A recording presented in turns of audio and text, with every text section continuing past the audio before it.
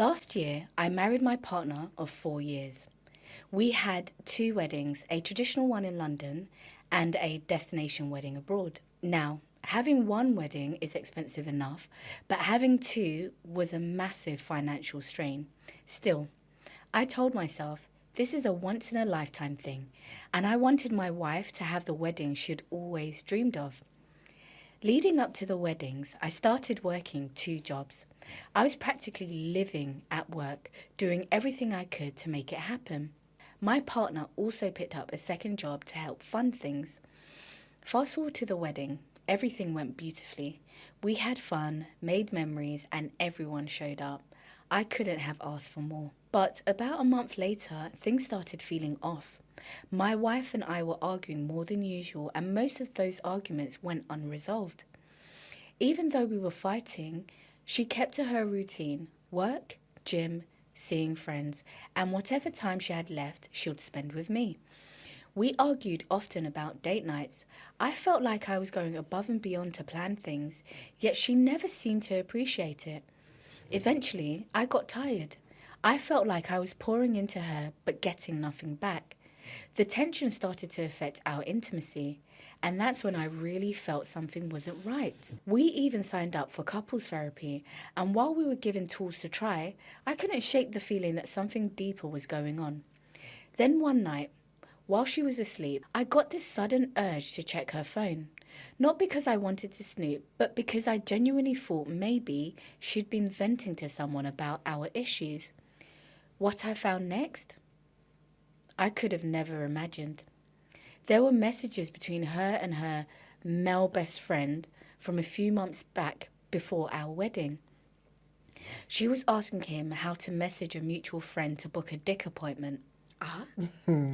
As I scrolled, I saw more messages between her and that same friend, joking about how fun it would be for an engaged woman to sleep with this mutual friend. At first, I was furious at the male best friend, someone who'd been around me, even attended my wedding, for encouraging that kind of talk. Then I looked at her DMs with the mutual friend himself. They were flirty, and she'd even messaged him asking to meet up to smoke weed, which was strange because my wife was so against smoking weed. At that point, my head was hot. I couldn't keep reading. I woke her up and confronted her. Who is this guy? Why are you cheating? She played dumb at first, acting like she had no idea what I was talking about. I pressed her, asking why she was messaging her male friend about booking a dick appointment. She brushed it off, saying, "We were just joking." I asked, "Do you think that's appropriate? You're engaged or married and talking like this?" She kept insisting it was just harmless fun, but for me, that was a deal breaker. I had no proof of physical cheating yet, but everything pointed to it. I asked her directly if she'd slept with him. She swore she hadn't. She lied so convincingly that I wanted to believe her. I told her she'd crossed a major line, and that even though we were newly married, I wasn't sure I could continue because I no longer trusted her. I left the house to think things through. We'd been together 4 years, and never once did I think she was capable of this. After some time apart, she made efforts to earn back my trust.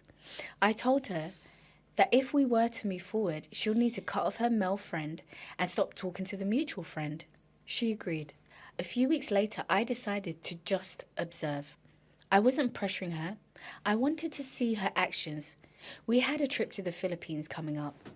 When I first found out about the messages, I'd unfollowed the mutual friend from her Instagram. So one day I checked again and saw that they were following each other again. I asked her why. She lied straight to my face, saying, "I don't think you ever unfollowed him." At that point, I was exhausted. I just said, "Okay," and played along. The next day, she went to work and left her old phone at home while transferring everything to a new one. I took the phone, logged back into her Instagram, and went straight to her messages. There it was. She and the mutual friend had continued talking and flirting. Then I checked her recently deleted folder and saw explicit photos and videos of herself that I'd never seen before. I called her immediately, Told her what I'd seen and that I was done. The lies, the deceit, I couldn't take it anymore. I said I was leaving the house and that I had her phone. She left work instantly and tracked me using Find My iPhone. Wow.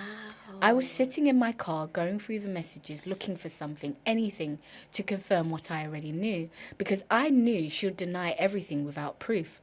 She pulled up to my car, banging on the window, demanding I open the door. I refused and showed her the messages through the glass. She started yelling, threatening to smash the window if I didn't open it. When I didn't, she picked up a brick and threw it at the car window. At that point, I thought about my safety and how it would look if things escalated, so I drove off. She ran to her car and started following me. While driving, she kept calling. I answered and let her have it. I told her how disgusting her behaviour was and begged her to just tell the truth. She kept lying. I felt every emotion at once: betrayal, anger, disgust. I didn't deserve this. I've always been loyal, never entertained other women. But the manipulation, the lying, even her threatening to harm herself to guilt me, it was all disgusting. Honestly, I don't even know how I stayed calm. I thank God every day because if not for His grace, I might have done something stupid out of rage. Since that day, I haven't heard from her. And I don't want to.